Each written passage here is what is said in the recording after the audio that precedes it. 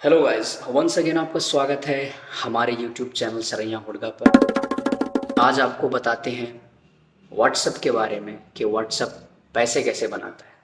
क्योंकि हम और आप व्हाट्सएप को फ्री में यूज़ करते हैं, तो व्हाट्सएप को अर्निंग, उसका सोर्स ऑफ इनकम क्या है। और उससे पहले बताते चलते हैं व्हाट्सएप किसने इन्वेंट किया, किसने फाउंड किया। तो गाइस, व्हाट्सएप के फाउंडर्स दो हैं। एक का नाम है ब्रायन एक्टन और एक का नाम है जैन कॉम। उससे पहले ये लोग याहू में काम करते थे। 9 साल इन्होंने याहू में काम किया था। और जब इन्होंने याहू कंपनी को छोड़ा था तो इन्होंने बहुत सारी कंपनियों में अप्लाई किया था जॉब्स के लिए। फेसबुक में अप्लाई किया था, वहाँ से ये रिजेक्ट हो गए थे।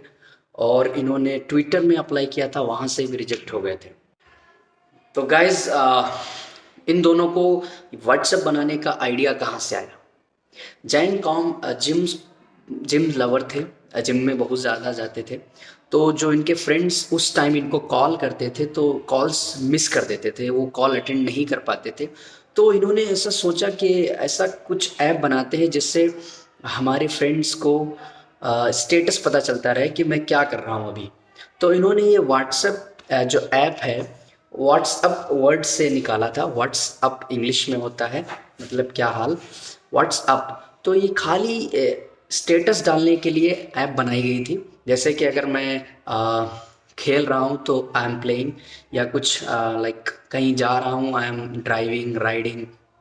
तो उसके लिए इन्होंने ऐप को बनाया था। इन्होंने कोई ये चैटिंग ऐप नहीं बनाई थी। और तब लोगों ने इसका इस्तेमाल एज अ चैटिंग करने लगे। लाइक स्टेटस में ही वो अपडेट कर देते थे कि आई एम प्लेइंग। दूसरा फ्रेंड फिर उसको ही चैट स्टेटस में ही अपनी बात को भी रख देता था। तो इन्होंने सोचा क्यों ना इसको एक चैटिंग ऐप भी बना दिया जाए ताकि लोग आपस में चैटिंग कर सकें। सो ये था मतलब व्हाट्सएप बनाने का मेन रीज़न। अब धीरे धीरे व्हाट्सएप को पॉपुलैरिटी मिलने लगी और ये न्यू फीचर्स भी ऐड करने लगे। जैसे लोग उसके बाद फ़ोटोज़ भी सेंड कर सकते थे, मीडिया भी सेंड कर सकते थे।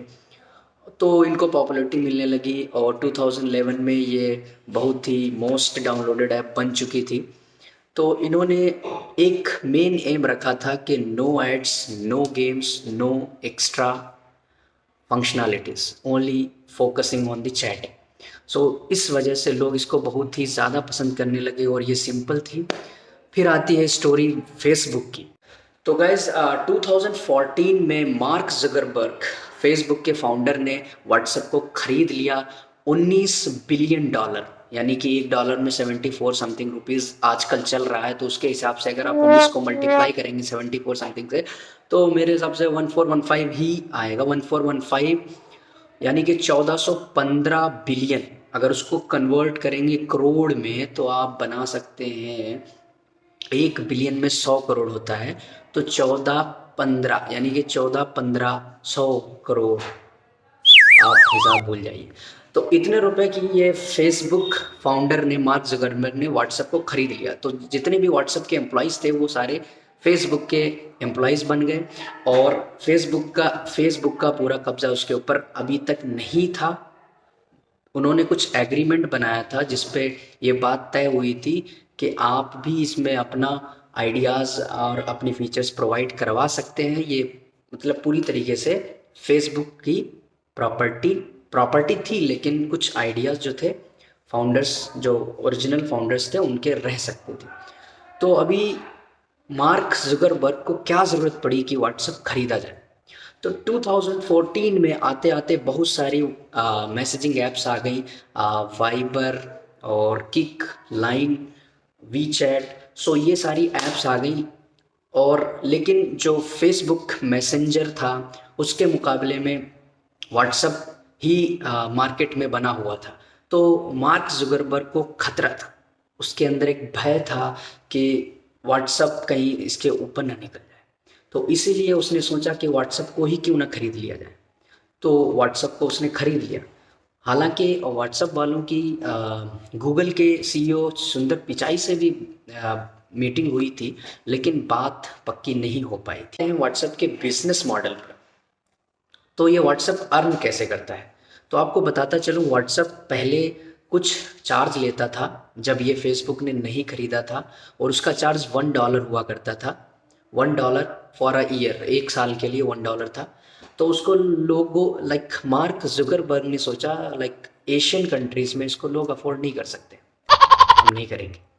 तो उसने इस चीज़ को फ्री कर दिया, इसको खरीदते ही इस चीज़ को फ्री कर दिया है। और इससे क्या होगा कि उससे कंज्यूमर्स बढ़ जाएंगे, कस्टमर्स बढ़ गए हैं ज़्यादा। तो ये किससे अर्न करेगा? अब मेन क्वेश्चन है हाउ व्हाट्सएप अर्न्स। तो आपको बताता हूँ कि व्हाट्सएप बिजनेस कंपनीज के लिए भी आप व्हाट्सएप आ चुका है। तो व्हाट्सएप बिजनेस जो है वो कंपनीज को प्रोवाइड करता है अपनी एपीआई। एपीआई क्या होता है? एप्लीकेशन प्रोग्रामिंग इंटरफेस होता है, जिसके ज़रिए से आप दूसरे वेबसाइट का एक्सेस आप अपने अंदर लगा सकते हैं। जैसे कि आपने देखा होगा स्विगी या जोमेटो से आप जब ऑर्डर करते हैं तो जो उसके अंदर मैप लगा होता है वो गूगल की तरफ से प्रोवाइड हुआ होता है, और वो उसके अंदर उसका गूगल का एपीआई यूज़ कर रहे होते हैं। सो एपीआई एक वेबसाइट को दूसरी वेबसाइट से कनेक्ट करने के लिए काम आता है। तो अब व्हाट्सएप बिजनेस के ज़रिए, व्हाट्सएप बिजनेस का एपीआई अब कंपनीज यूज़ कर सकती हैं अपने यूज़र्स को ओटीपी भेजने के लिए या कोई टिकट्स भेजने के लिए।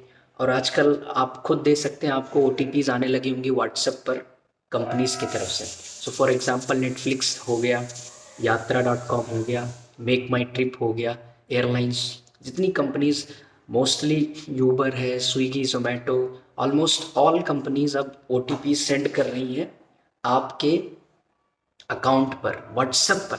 तो उसका कुछ चार्ज देना होता है उनको। तो ये ऐसे कमाते हैं। अब दूसरा जरिया क्या कमाने का है, अब तो उन्होंने व्हाट्सएप पे चालू कर दिया है। व्हाट्सएप पे आपके लिए तो फ्री है, लेकिन जो कंपनीज होती हैं उनको 3.99% का चार्ज देना होता है पर ट्रांजैक्शन। तो वहाँ से भी इनको अर्निंग आएगी। तो गाइज नवंबर 2020 में व्हाट्सएप पे इंडिया में लॉन्च किया गया था। इन्होंने सोचा था बहुत ही ब्लास्ट करेगा ये इंडिया में, लेकिन हमारे पास पहले से ही यूपीआई है तो हमको कोई ज़रूरत नहीं थी व्हाट्सएप की। तो यहाँ से इंडिया से इनको कुछ रेवेन्यू नहीं मिला है ज़्यादा। तो यहाँ पर तो ये, और अब तो ये भी सुनने में आ रहा है कि व्हाट्सएप एड्स लगाएगा, जहाँ पर आपका स्टेटस आप डालते हैं व्हाट्सएप के अंदर, वहाँ पर एड्स आएंगे, तो वहाँ से भी अर्निंग होगी उसको। लेकिन अभी ये कंफर्म नहीं हुआ है, लेकिन शायद डाल देगा, बिकॉज फेसबुक का काम ही है आपको पहले तो वो फ्री देगा। अब जैसे कि आप फेसबुक में देख रहे हैं, पहले एड्स नहीं आते थे, अब एड्स आने लगे हैं। और गैस आपको बताता चलूँ, अगर आप कोई भी चीज़, कोई भी एप्लीकेशन फ्री में यूज़ कर रहे हैं, उसका कोई चार्ज नहीं है, तो यू फिट है, यानी कि आप उसकी अर्निंग है, आपका डेटा वो सेल कर सकता है, आपका डेटा सेल कर सकता है, और वो कर रहा है फेसबुक।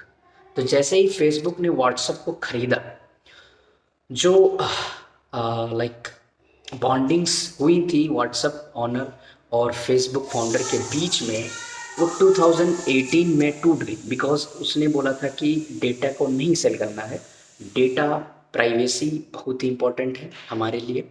लेकिन ये मार्क जुकरबर्ग ने बहुत ही प्रेशर डाला और उन बेचारों ने कंपनी को छोड़ दिया था। सो ब्रायन एक्टन ने 2018 में इसीलिए एक नई ऐप बनाई जिसका नाम है सिग्नल।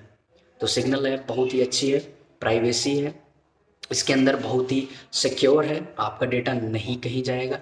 और इसीलिए व्हाट्सएप को बहुत बीच में अभी व्हाट्सएप बहुत लोगों ने व्हाट्सएप को अनइंस्टॉल कर दिया था और सिग्नल डाउनलोड करने लगे थे because of the privacy issues. So Facebook आपके डेटा के साथ खेल रहा है। नेक्स्ट वीडियो में आपको बताऊंगा कि फेसबुक आपके डेटा से कैसे खेलता है। तब तक के लिए बाय बाय, धन्यवाद, थैंक यू।